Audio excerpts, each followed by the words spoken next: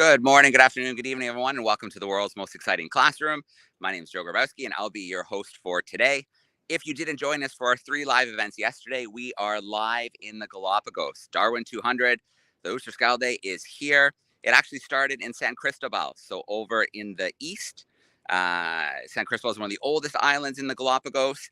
We had a week there with 4 Darwin leaders out in the field exploring and learning and working on different conservation projects. A couple days ago, we pulled anchor up and sailed took us about 6 hours to get from San Cristobal to Santa Cruz. And now we are around Santa Cruz. We're just outside of the town, Porto Ayero, and it is the largest population center in the Galapagos, about 25,000 people. It's also a hot spot for tourism. So if you joined us, we did 2 live events from the docks, the public docks, and we saw sea lions, marine iguanas, frigate birds. We saw the blue-footed boobies, Sally lightfoot crabs, pelicans. There was a lot of life just around the docks.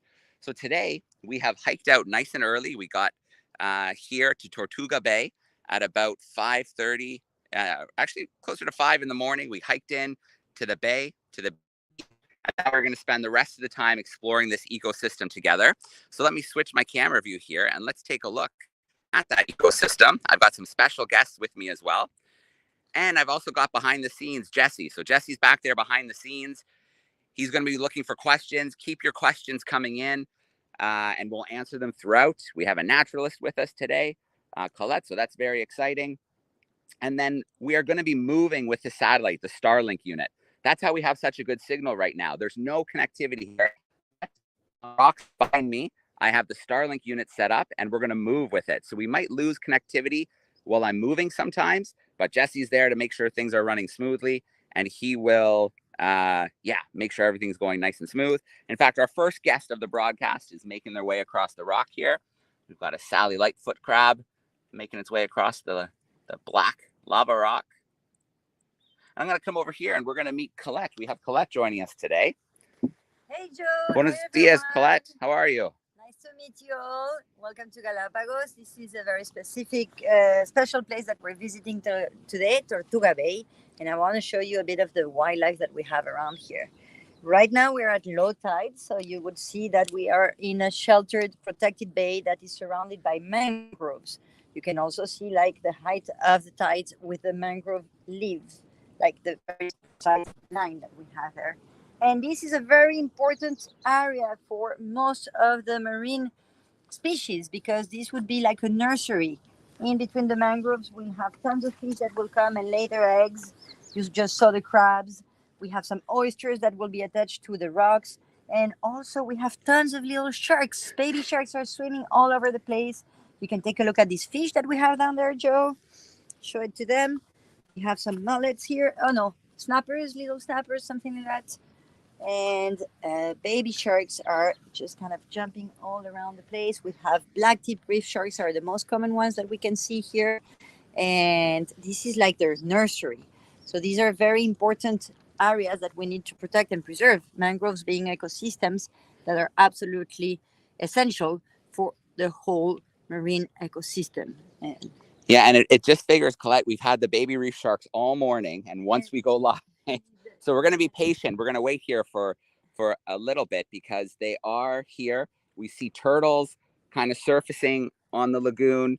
There's probably some rays over there. So we are going to move around a little bit, but I do want to wait here for just a couple minutes and see if we get a couple of those baby black tip reef sharks cruising through because we always like to show sharks here with Darwin 200, the world's most exciting classroom. Well, we do wait for a couple minutes for the sharks, hopefully to cruise through.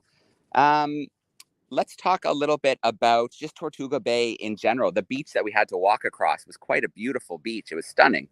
So yes, in Galapagos we have different kinds of beaches and also specifically different kinds of colors. So this is a beautiful white sand beach that is made out of coral that has been digested by the parrotfish. So you see the texture is a classic flower kind of feeling, very, very soft sand.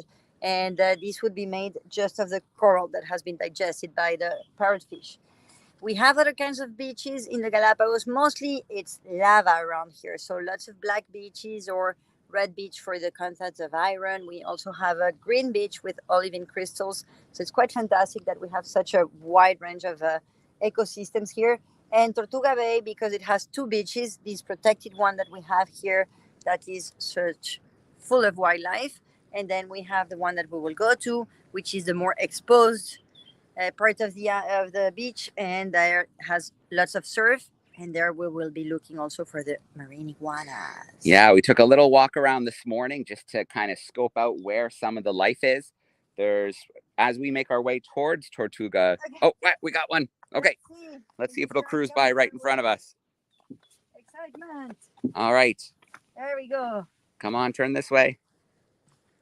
So hopefully you can see it. It just turned the opposite direction of us, but maybe it'll turn around and come back. But there is a baby black-tip reef shark just out there.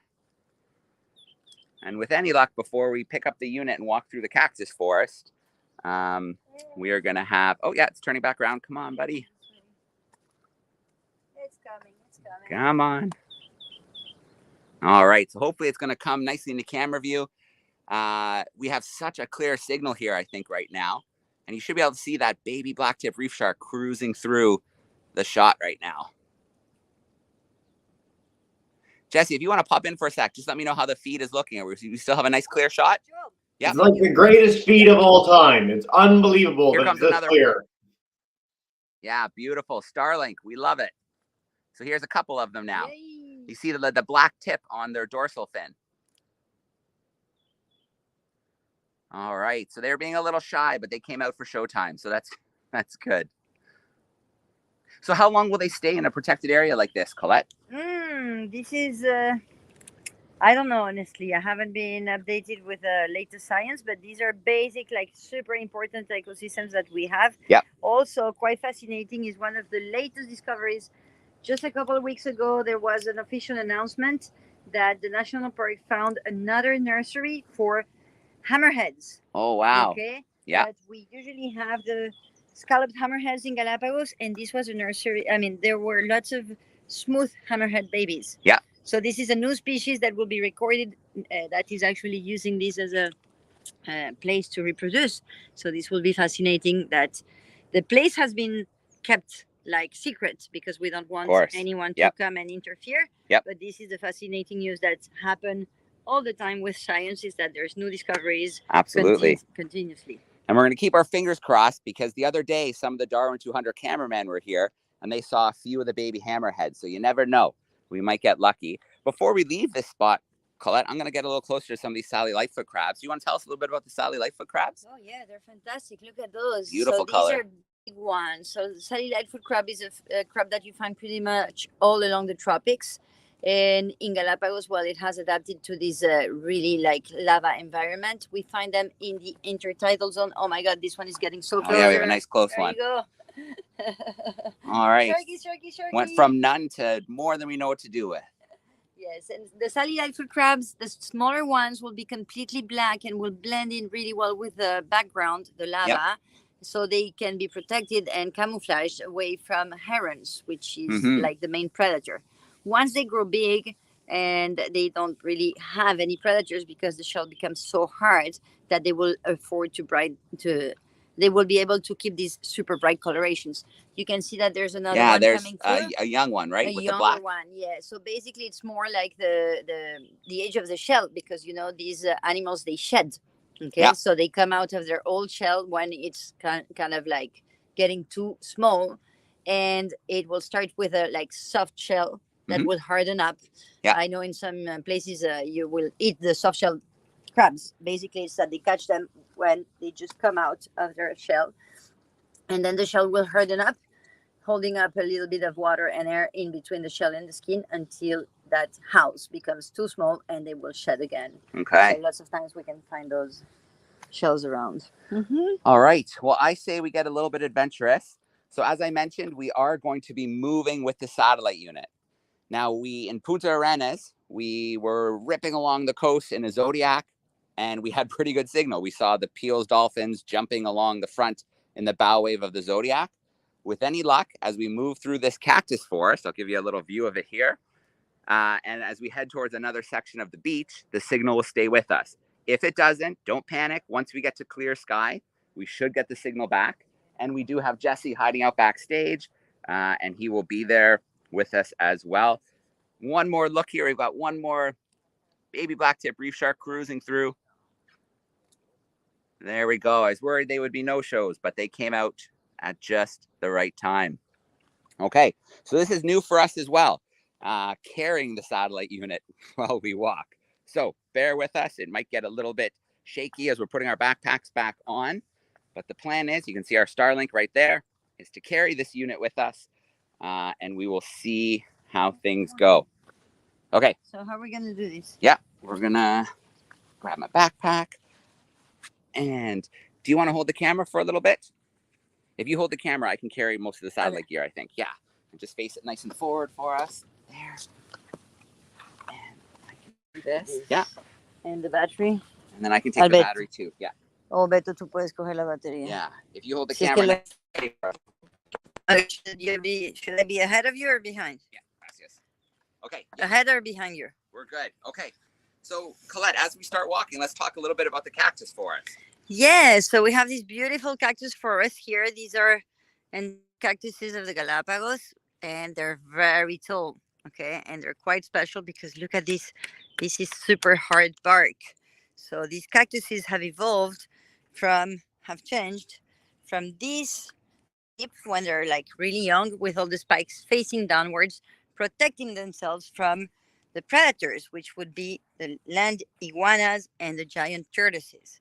So the islands where you have those kind of animals, then the natural selection has made that only the taller, stronger cactuses will survive, because this is like puff pastry, comes in layers, and even an iguana with the sharpest claws would not be able to kind of climb on it. So Colette, when they're young, you showed me how they have all of the thorns on the trunk. How old are they when they get kind of this nice kind of protective bark layer? Oh, these are going to be over 100 years old. Wow. Yes. Very long-lived cactus. Here we have a very clear example on how the bark is now produced, and then the spines will go away, and then it will be protected so the animals don't eat it. But then you have this cactus forest is the classic ecosystem that we have in what we call the dry zone. So immediately after the coastal zone or the mangrove area, then immediately as you go in, you get into the dry zone, mostly represented by these cactus and the palo santo, which is the equivalent to the incense tree or sandalwood. If you look up, Paulette, we have a Galapagos mockingbird on that. Oh yeah, let's take a look. Can you see that little bird there? That will be a mockingbird, Galapagos mockingbird. Let's see.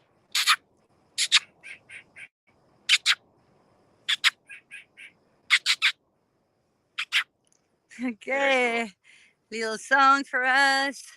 And then this is also an area where we could be finding the cactus finch, one of the Darwin finches. As you can see, these cactus are called the opuntia cactus. The common name would be prickly pear cactus, which is given by the by the fruits. These fruits here are what the iguanas and giant tortoises will love eating about, and also will have some nice flowers. So Colette, we're about to go through a covered area. It'll take us about 10 seconds. We're going to try and go really fast. Okay. So the satellite unit doesn't get upset with us.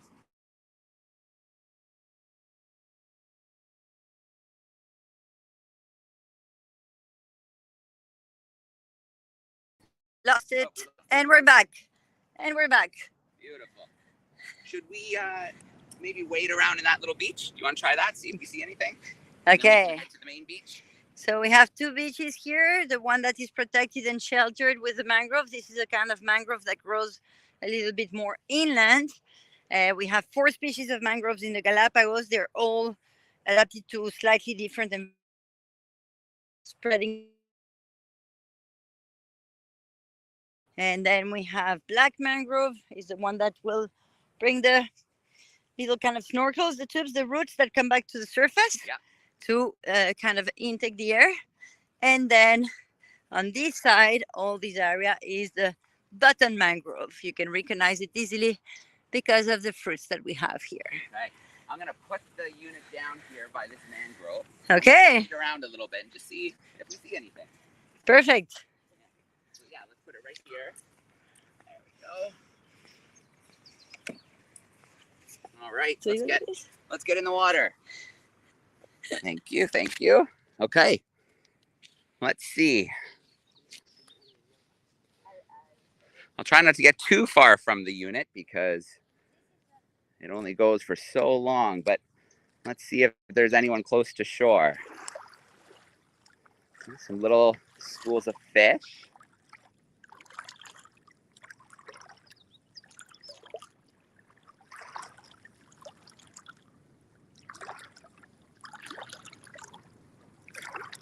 It might be hard to see in the camera, but there's little all over the places, little jumping in the water, little things coming to the surface. Sometimes the sea turtles come up for a breath. The fish are jumping a little bit. But we got a little group of fish here. I don't see anything bigger. Okay.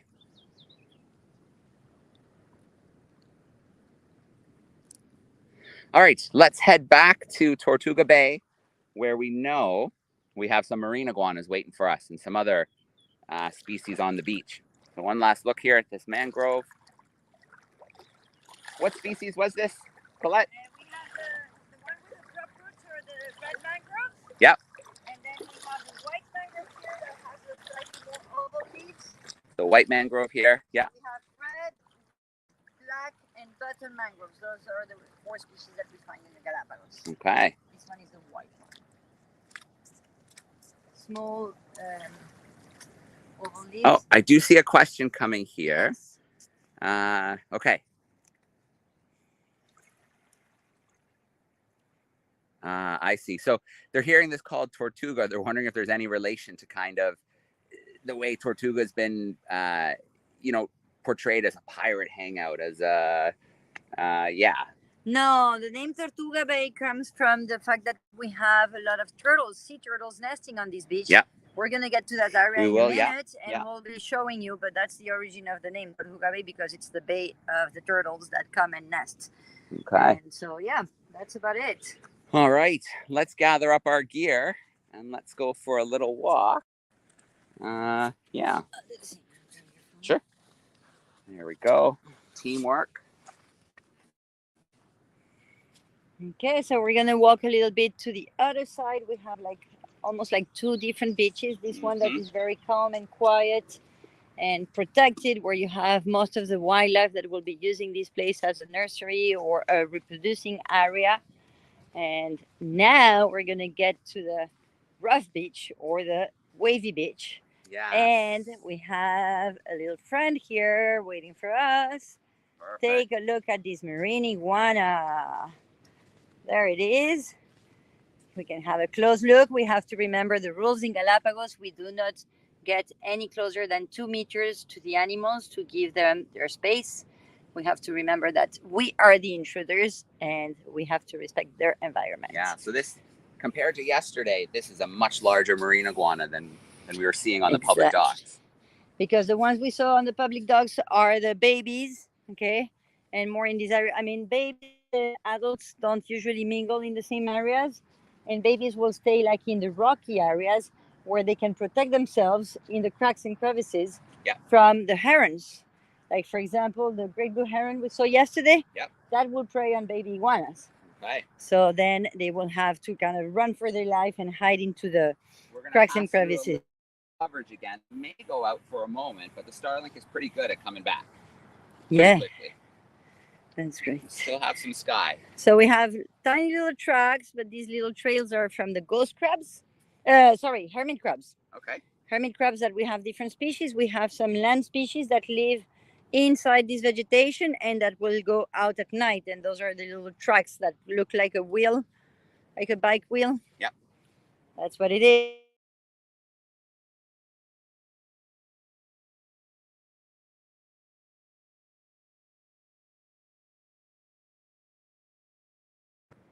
Perfect. We're back.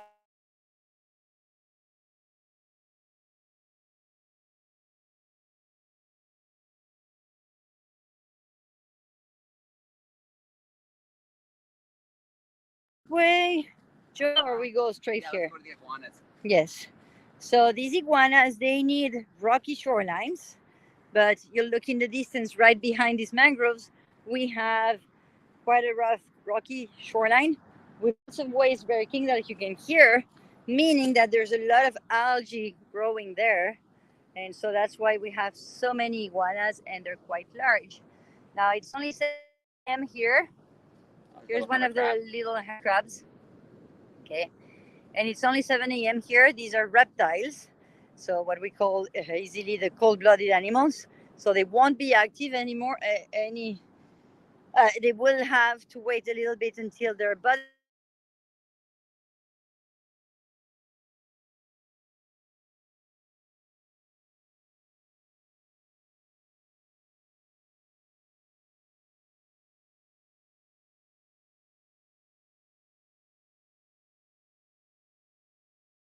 Yeah, we're back. Okay, so these iguanas here are just warming up and they're just waking. Bunch of iguanas that we have here at the beach, and they're all kind of sandy, so this is kind of funny. But you can see these are mostly males. You'll recognize the males easily because of the spikes and the spines that are growing all along their body. And we can see that there's quite a few back there in the vegetation. So basically, these reptiles, being kind of cold-blooded, they will gather up together at nighttime and kind of like get one on top of each other. There's the one that is just slightly starting to get active. Coming down. Yes, but right now their body temperature has dropped during the nighttime. Yeah. So they will have kind of like recharge the batteries, just expose themselves to the sun, so they will be able to have their body temperature raised to the right level, and then they can start becoming more and more active. Now, what does it mean being more active for an iguana? Is mostly going out and feeding, and so they'll be warming up until maybe 10, 11 in the morning, just trying to get the right temperature. These are bigger ones. These are males. So this means that they can stay longer underwater and they can cover, like they can stay longer. So they will kind of accumulate that heat into their bodies and then go into the cold Galapagos waters, because the algae they feed on is a cold water algae. So basically that's another challenge, because with the global warming and the Nino phenomenon happening more and more often, then we have a lot of changes in the water temperature, mostly like warm water coming instead of the cold water, meaning that these algae that they feed on will not be available anymore, and a lot of them are quite skinny compared to how they normally are, because they're struggling to find enough food for themselves at the moment. And we actually just passed by one that was already dead. Yeah, so they are having a rough time getting the food that they need. These ones look relatively healthy compared to some of the ones we saw down there. That were really skinny and yeah, see all skinny. Ribs. Yeah. Yes, but in other times we can see a really like big round belly. Yeah, so that's a point that I want to make that we talked about a couple of weeks ago. Is an adaptation that they do have to kind of tougher conditions is they can shrink a little bit. They can use some of their body resources. Adaptation that was discovered a few years ago, that basically these animals, in the worst of the conditions, they were able to kind of shrink a little bit their size, so their total body length, by absorbing some of the cartilage in between the vertebrae. Yeah. And by being smaller, there is less need of food, so they would be a natural selection to surviving into these rough times. Yeah. And so one more thing worth mentioning, as I see this one in front of us, moved a little closer. Yes. There's some little bits of water dripping from the nose. Can you tell us a little bit about how they get the salt out of their body? Okay, so these are very unique species, and they've gone through 7 major different body changes. And one of them is that they have a salt gland that is connected to the nostrils, by which they will expel the excess of salt that they ingest while they're trying to feed on the algae. No? So another trait is like the flattened tail that you can really see. It's flattened on the sides. This will give them better propulsion in the water, so they will put their limbs along their body, and that's it. And they'll swim with the tail just like a snake. This is a very good close-up. Look at these claws and fingers that are so long and strong. because these iguanas will be feeding right under the waves where there is the most action with the waves, meaning that you'll have a lot of more oxygen in the water, meaning that you have the algae that will be growing there. So they have to anchor themselves onto those rocks. And then the mouth, instead of being pointy, is kind of flattened.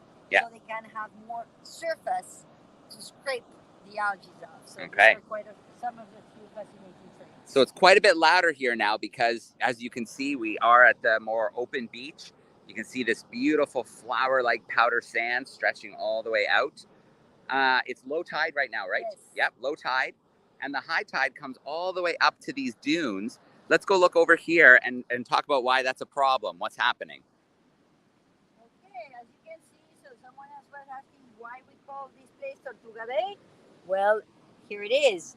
This is a nesting ground for the sea turtles, Pacific green sea turtles. They have used this place as a nesting ground for centuries, probably. Okay, and actually we have what may have been left of a nest. Okay, now the issue is that with global warming and the water level raising, then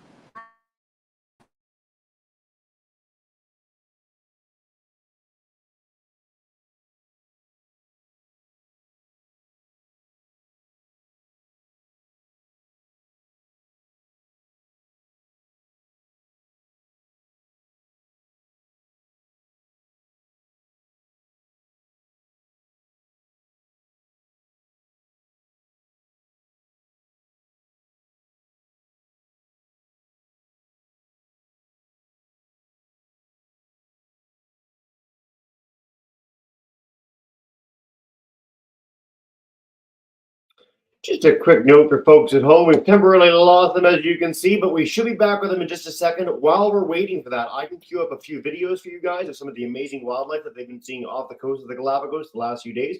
Again, this is just part 3 of our 8-part series live in the Galapagos over this week, where Joe and the team, the world's most exciting classroom, are on site at a variety of amazing spots from the port, the dock, to Tortuga Bay today. Let me queue up one of those videos. We're going to get them back in just a second, and we'll highlight a little bit of green sea turtle action as befits the beach we were just on.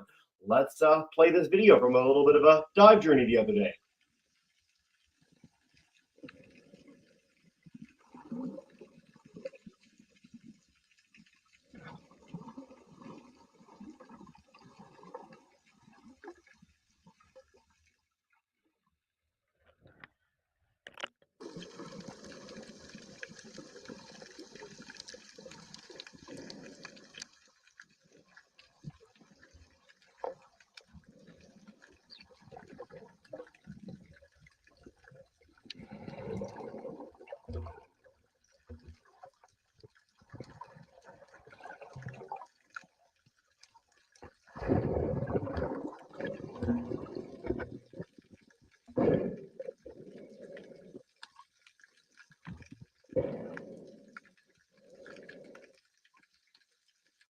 Very, very cool. As Joe stated at the beginning of the broadcast, it's quite amazing when you're on the Galapagos Islands just how much wildlife is around. If you got the chance to check out the YouTube link of the world's most exciting classroom broadcast the other day, you'll see that literally on the dock we had sea lions, pelicans, boobies, frigate birds, marine iguanas, Sally lightfoot crabs, and more. Some of the creatures we've had the chance to check out today.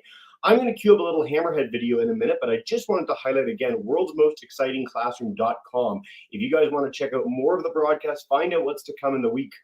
In this week, we're only on Tuesday. We've got a lot more to come. You can check out that broadcast link. It'll all be on YouTube for people to find it definitely as well. And it looks like we might be back live with Joe and Colette. Hey, guys. We are back. So let me turn the camera around. I'll show you guys what happened. We have to carry everything out here. The satellite unit, and then the satellite unit has its own battery pack. And so, for whatever reason, the battery pack down here on the right decided to turn itself off. So we had to restart it really quick, but no problem. Let's go back to our sea turtle talk. Okay, Beauty. So about why this place is called Tortuga Bay. So many turtles try to use this place because if you know, actually the turtles, they will always come back to the same nest where they were born to lay their eggs. So basically this is extremely important to protect every one of those beaches because you're protecting all the future generations here. And in this case, we have an issue because with the global warming, basically the water is going way higher all the way to the edge of these sand dunes, and they used to be much lower in height, and so we had turtles' nests everywhere. In this case, even as a way of prevention, this wasn't enough for the water to get over, and probably will change the temperature of the I mean, the eggs will get wet and then probably will not nest. Here's one of the intents of these sea turtles trying to get a nest done there, but pretty much now impossible to go up. Can't get up those dunes. So no. Is one of the challenges that we have straight that we can definitely see here in Galapagos with the global warming happening and the water level rising. Yeah. So we've talked about some threats like the global warming, like the sea levels rising. And now we're going to talk, you have one of your colleagues here with us. We're going to talk a little bit about microplastics on the beach. Yes. So there is a community collective here that is called the Frente Insular. It's one of them really because we have quite a few. And Frente Insular is led by Alberto that is going to talk to you right now about the concerns we have with the plastics that are being washed ashore and all the contamination that we have with the plastic and how it's affecting directly the Galapagos. Yep. If you want to come on this side, Joe. Get the better light. Yep. Better light. And so introduce you to Alberto. Yeah. Hola, Hola, Alberto. ¿Qué tal? Buenos días. Un placer. Estamos aquí en una de las playas más hermosas del mundo, la playa de Tortuga Bay, y quiero compartirles una problemática mundial. Galápagos es un patrimonio, uno de los mejor conservados del mundo, pero no por eso podemos decir que está libre de contaminación plástica. Okay, so welcome and introducing himself. And today what we want to share about is a very specific concern that is about this pristine place that we have in the Galapagos, but not because it's been protected or anything like that. It escapes away from the global issues that we have with plastic all over the oceans. ¿Quieres conocer cómo llega la contaminación plástica a Galápagos? Te lo voy a indicar. Okay, so if you want to know about how plastics come to Galapagos, now we're going to explain this to you. Joel, you want to come on the other side so you have the map on the right side? Ecuador está a 1,000 kilómetros, Galápagos está a 1,000 kilómetros del Ecuador continental. So Ecuador is 600 miles away from Galapagos, or the Galapagos Islands are located 600 miles away from Ecuador. We're right on the equator. Okay. Y Galápagos tiene influencia de muchas corrientes, como por ejemplo la corriente de Humboldt. So we have an influence of many different currents. For example, from the south of Chile and going along the coast of Peru, we have the Humboldt current that comes up and then turns on the equator. Y estas mismas corrientes día a día nos traen arrastrando mucha contaminación plástica de diferentes países. So the same currents that come and feed the islands also bring with them plastics from all over the world with all different types. We're going to talk about it. Localmente, el Parque Nacional Galápagos, en alianza con Conservación Internacional, desarrolla una actividad de limpieza costera. So locally, together with the national park system, then they will be with the community. There will be coastal cleanups that are regularly organized to kind of like take as much plastic as we can and protect a little bit more the environment. Y nosotras como comunidad estamos preocupados por este gran problema global. So as a community, we're very concerned about these issues that are global but that are affecting us directly. Oh, a little finch popped A in little behind. Darwin finch at both sides. En Galápagos hay dos reservas marinas. La Reserva Marina de Galápagos, que fue creada en el año 98, y la Reserva Marina Hermandad, que fue creada en el año 2022. Okay, so in Galapagos we have two marine reserves. This first one was created in 1998, and basically it's anywhere from the coast you have to cover 40 miles, and this will be the most one back on those days in 98 it was one of the largest marine reserves was established with over 130 thousand square kilometers. And now, just 2 years ago, there was a new marine reserve that was created, and it's called Hermandad. Okay, como Colette les ha explicado, Galápagos tiene una increíble cantidad de vida, pero también fuera de Galápagos hay la vida que muchos quieren, que es la pesca comercial. Por eso vienen barcos de otras partes del mundo a pescarlas, como la flota internacional. Okay, so basically, yes, we have so many things that are interesting for Galapagos, but a lot of industries are interested in what we have in Galapagos, and this is the industrial fishing float or fleet that we have that is usually just stationed outside these 40 miles, just making a line and waiting for all these fish and other species to just come out and then just they do some illegal fishing or just like really kind of getting trapped. And at the same time, there is living proof of all the different countries that we have with all the different language, so we can have a lot of Asian Korea, Asia, products. Tailandia. So we're very concerned about this because this is kind of new. We didn't have it a few years ago. We didn't have any of these tags coming from Asia. Toys. And now we're even wondering if it's just the Asian fleet that is stationed there and that is just dumping everything overboard. Exactamente, ellos botan por la borda y recordar que estas flotas están fuera de los países y fuera de Galápagos, no están dentro pescando, pescan en el mar abierto. So yeah, just remember that these fleets, the industrial fishing fleets, will be outside in the international waters, but they're directly affecting also our areas that are protected because obviously we cannot protect 100% of the ocean. Yeah. Por ejemplo, esta es una botella que hemos recogido en una de las limpiezas que participamos como voluntarios del Parque Nacional, pero con el sol sucede esto. Okay, so for example, that one bottle that Alberto was showing is one that we collected from the coastal cleanup. But then with the sun and everything, this is what happens. It will break into smaller pieces, which will then become these smaller and smaller bits and pieces that will directly affect most of the species. Marine species will be feeding through it, they will be eating and ingesting these, and then they will not be able to breathe anymore or to just starve to death because their stomachs are full of this plastic. Son muchas toneladas que la actividad de limpieza costera que desarrolla el Parque Nacional desde el año 2017 al año 2024 son aproximadamente 24 toneladas de plástico que han sacado de Galápagos. Yep.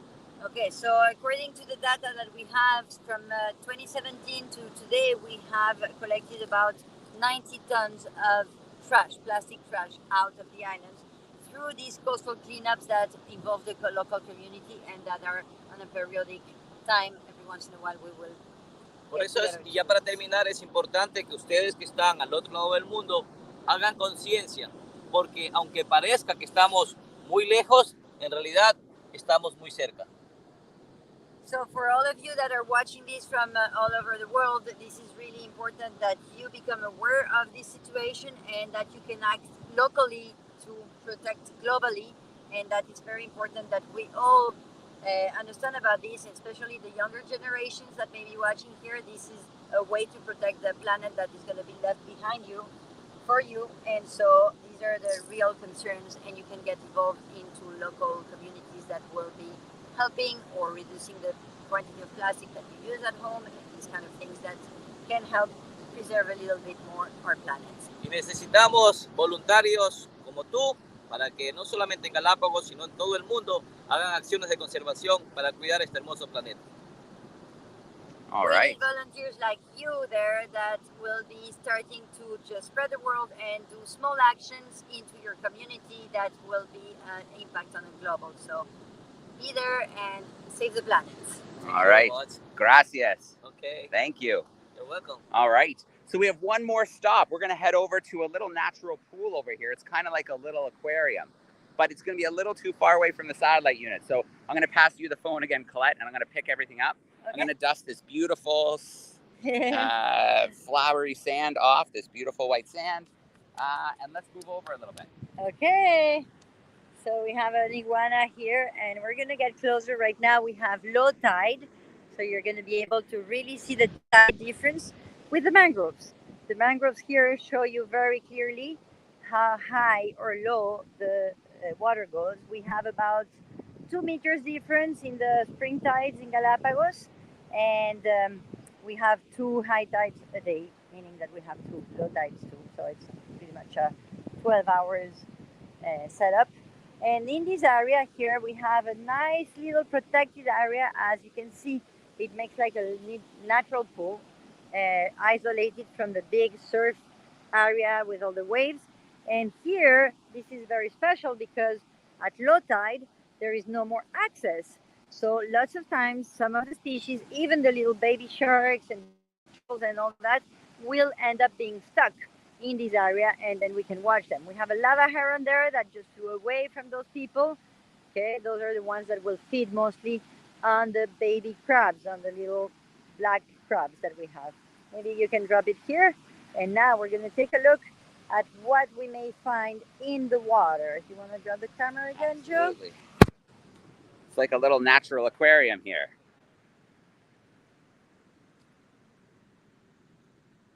Okay, so here you have quite a few different fish species.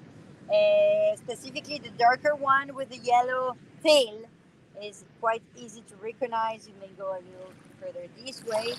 These are called the yellow-tailed damselfish. And yellow-tailed damselfish, or damselfish in general, are really interesting fish because they're like the farmers of the ocean.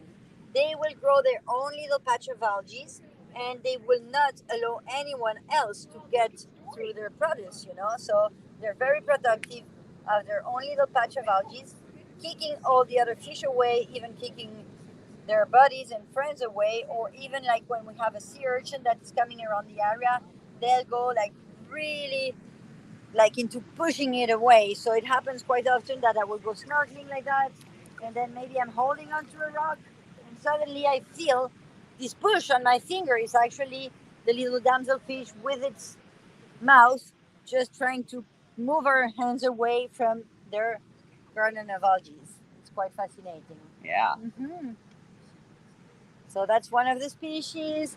In these kind of places, we see a lot of small, young phases of most of the fish. So we have quite a few more silvery fish around here, but some of them are not 100% easy to recognize. We do have some puffer fish, bullseye puffer here.